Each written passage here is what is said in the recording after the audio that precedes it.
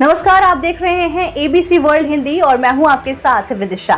उत्तराखंड में भ्रष्टाचार के आरोप लगे नेताओं के भाजपा में शामिल होने और भाजपाइयों द्वारा उनको बेदाग कहने को लेकर जहां कांग्रेस हमलावर रही है, वहीं अब केंद्रीय मंत्री अठावले के बयान से भाजपा असहज हो गई है।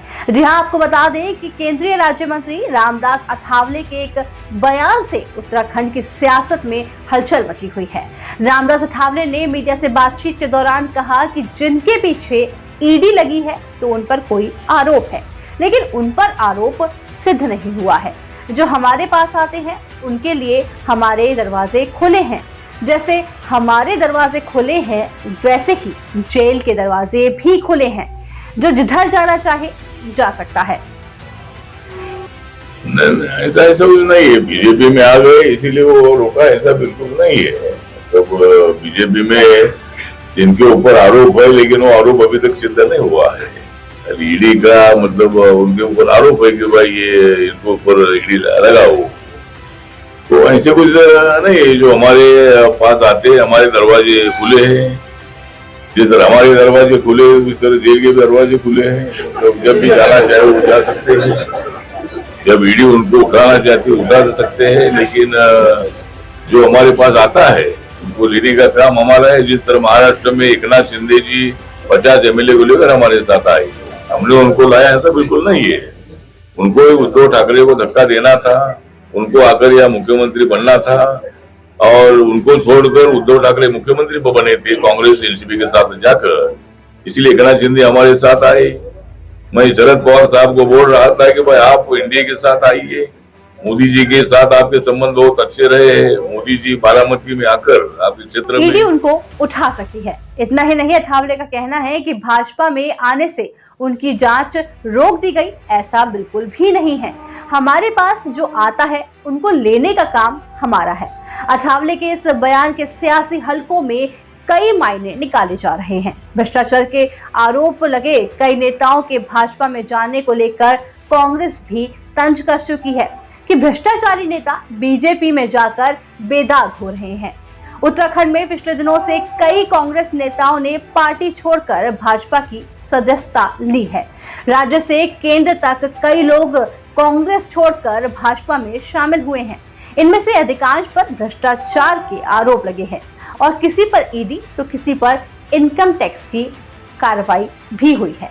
ऐसे में इन नेताओं के भाजपा में जाने और उसके बाद बेदाग होने की बात को लेकर कांग्रेस लंबे समय से हमलावर है। यहां तक कि कांग्रेस नेताओं ने भाजपा को भ्रष्टाचार से मुक्त करने वाली वॉशिंग मशीन तक कह दिया है।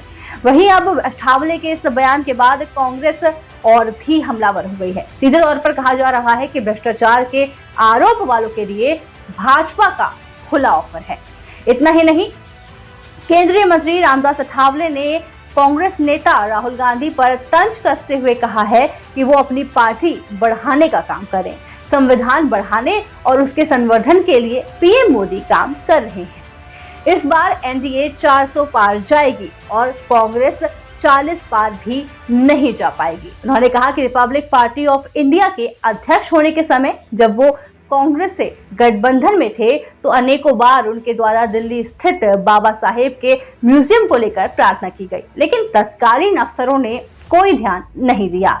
जबकि अब पीएम मोदी का जन कल्याण योजना के माध्यम से दलित और पिछड़ों की स्थिति में लगातार सुधार कर रहे हैं, तो विपक्ष संविधान खतरे में होने का भ्रम फैला रही है।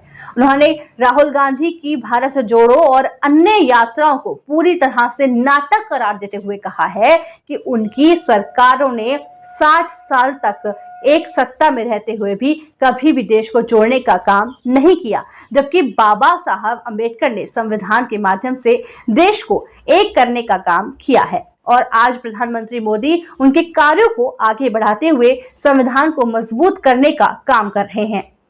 राहुल गांधी को अपनी पार्टी बढ़ाने पर काम करना चाहिए। यहाँ से पीएम मोदी के नेतृत्व में पारदर्शी व्यवस्था स्थापित हुई है, उसके बाद कांग्रेस और विपक्ष के नेताओं के लिए भ्रष्टाचार करने की गुंजाइश खत्म हो गई है।